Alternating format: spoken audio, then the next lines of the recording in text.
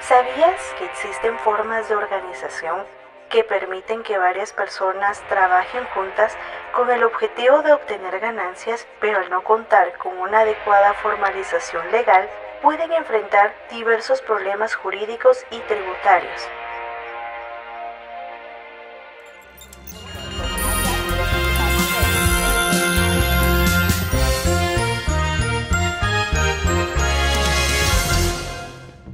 Bienvenidos a Tributación Sin Filtro, un foro donde usted tendrá la última palabra.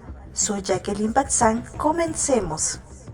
Cuando se crea una empresa, la verdad es que en un momento de pura emoción está la idea, el equipo, la energía, pero claro, con todo ese impulso a veces se pasa por alto un paso legal y administrativo, un paso que puede tener unas consecuencias enormes. Por eso hoy analizaremos las características, riesgos, derechos y obligaciones relacionados con las sociedades irregulares y de hecho, así como las implicaciones legales y tributarias que surgen al operar sin cumplir con los requisitos exigidos por la ley. Para ello hemos invitado hoy a Mayra Marroquín, Mirna Cantú, Jennifer Chilel, Marlon Estrada, Elizabeth Raimundo, Maritza Agiatas y Roque Shahab. Mayra, ¿qué nos puedes decir al respecto? En el ámbito de las empresas y el comercio es importante que las personas que desean realizar actividades económicas cumplan con los requisitos legales establecidos para constituir una sociedad. Sin embargo, en muchos casos existen negocios que funcionan sin haber completado los trámites necesarios, dando origen a las sociedades de hecho y a las sociedades irregulares.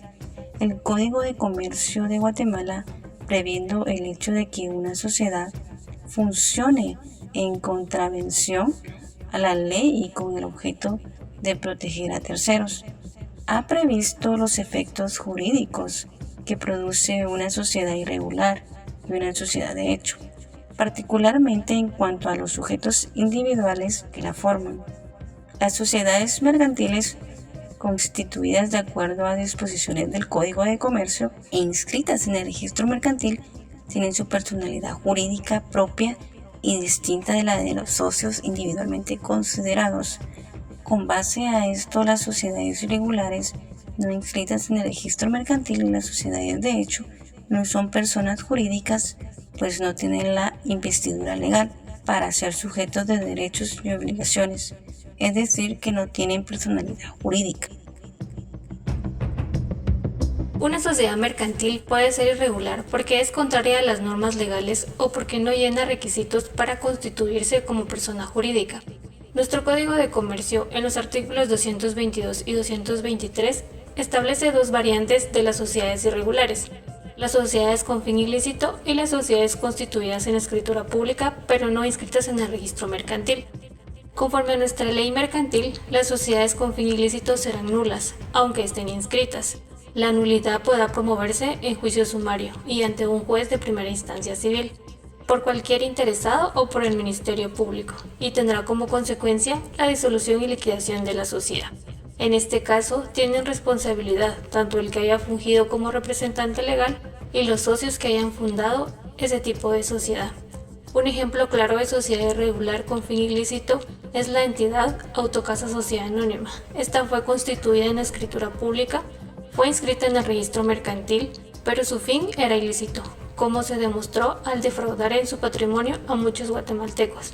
En este caso, los propietarios y representantes de Autocasa desaparecieron, estafando a más de 6,000 inversionistas por 170 millones de quetzales.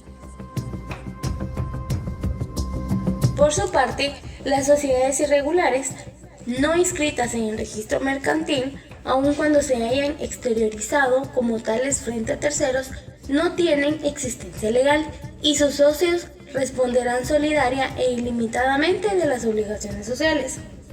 Es decir, es una empresa que funciona, que tiene clientes, que tiene empleados, que parece totalmente real por fuera, pero legalmente es como un fantasma. Existe y no existe a la vez. No tiene nada que ver con su actividad, sino con un requisito, un papel que no se ha cumplido. A pesar de tener su escritura pública de constitución firmada ante notario, ese documento final nunca llega a inscribirse en el registro mercantil. Este es el último paso del proceso, el que la hace oficial y válida frente a todo el mundo, ante sus clientes, ante proveedores y ante los bancos. Es muy común en nuestro medio la existencia de sociedades irregulares no inscritas, en el caso de sociedades anónimas que se dedican a la promoción de parcelamientos urbanos y a la venta de lotes y construcción de casas. La sociedad mercantil se constituye en escritura pública, pero no se inscribe en el registro mercantil y sin embargo realiza negocios con terceras personas. Y cuando se trata de darle cumplimiento a los negocios celebrados, el supuesto representante legal y los socios fundadores no aparecen por ningún lado. Las sociedades de hecho son aquellas que nunca han nacido a la vida jurídica, precisamente porque no se han constituido en escritura pública y sin ese requisito no se pueden inscribir en el registro mercantil. Nuestro Código de Comercio, en cuanto a las sociedades de hecho, establece que la omisión de la escritura social y de las solemnidades prescritas producen nulidad absoluta. Los socios, sin embargo, responderán solidaria e ilimitadamente frente a terceros, con quienes hubieran contratado a nombre y en interés de la sociedad de hecho. Hay que quedarse con dos palabras en relación a las sociedades irregulares y de hecho, las cuales son ilimitada y solidaria. Son cruciales y normalmente existe lo que se llama el velo corporativo, que es como un escudo que protege el patrimonio personal de los socios y los administradores. Pues bien, en estas sociedades ese velo, ese escudo protector simplemente desaparece para quienes actúan en nombre de la empresa. Ilimitada significa que responde con todos sus bienes personales, la casa, el automóvil, todo, no solo con lo que aportaron a la empresa. Y solidaria significa que un acreedor puede exigirle el total de la deuda a cualquiera de los socios. En este caso, el riesgo no es solo de dinero, el representante también es responsable de los daños que esta irregularidad pueda causar a otros socios que tuvieran culpa de la gestión. Y si un tercero sale perjudicado por esta situación, la responsabilidad puede llegar a ser incluso penal. Después de ver estos panoramas, hay soluciones por medio de la regularización. Las sociedades pueden ser regularizadas cuando no cumplen con los requisitos establecidos por la ley ante sus entidades correspondientes. Dichos procesos implican presentar la escritura constitutiva y cumplir con las formalidades exigidas por el Código de Comercio. La inscripción es obligatoria para todas las sociedades mercantiles y deben realizarse dentro del plazo legal establecido, garantizando así que la empresa cuente con un marco normativo adecuado para su funcionamiento. Es por ello que mencionaremos los siguientes aspectos que se deben de cumplir. Naturaleza del trámite. Se considera un proceso administrativo o no contencioso que se realiza ante el registro mercantil. Obligación del registro. Todas las sociedades mercantiles están obligadas a inscribirse. El testimonio de la escritura constitutiva debe de presentarse dentro del mes siguiente de su otorgamiento. Sujeto facultado para solicitarla. Pueden solicitar la inscripción los propios interesados, ya sean los socios, los notarios que autorizaron el acto y cualquier persona con interés de asegurar un derecho. De los puntos mencionados anteriormente, podemos mencionar los artículos del Código de Comercio que regulan las sociedades irregulares. Artículo 14 nos habla de la personalidad jurídica. Artículo 17, plazo para el registro. El artículo 334 en su numeral 2, obligatoriedad de inscripción de las sociedades. Y el artículo 340, la personalidad que pueden solicitar la inscripción. En Guatemala, estas estructuras están fuertemente ligadas a la amplia informalidad que existe en el país.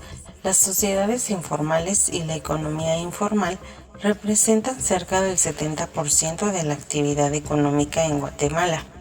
Se trata de emprendimientos, empresas en hogares o comercios que operan sin un registro legal y sin ningún tipo de contrato, lo cual representa una estrategia de subsistencia.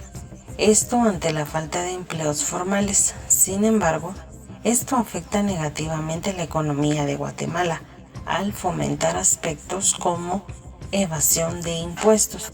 Al operar al margen de la legalidad, estas entidades no pagan el impuesto sobre la renta, ISR, ni cumplen con el impuesto al valor agregado, IVA. Esto reduce los ingresos de la Superintendencia de Administración Tributaria SAT, afectando el presupuesto del Estado y la inversión en infraestructura pública. Otro de los aspectos negativos es la competencia desleal. Las sociedades irregulares pueden ofrecer precios más bajos. Esto derivado que no se absorben los costos de formalización, las prestaciones laborales de ley o las cargas tributarias, lo cual perjudica a las empresas que sí cumplen con estas obligaciones. El espejismo de la informalidad, las verdaderas implicaciones tributarias de las sociedades irregulares. Respecto a las implicaciones tributarias, a pesar de su falta de registro mercantil, las sociedades irregulares son sujetos de obligaciones fiscales. El sujeto pasivo. La ley tributaria las considera como entes o patrimonios y por tanto residentes para efectos fiscales y contribuyentes del impuesto sobre la renta.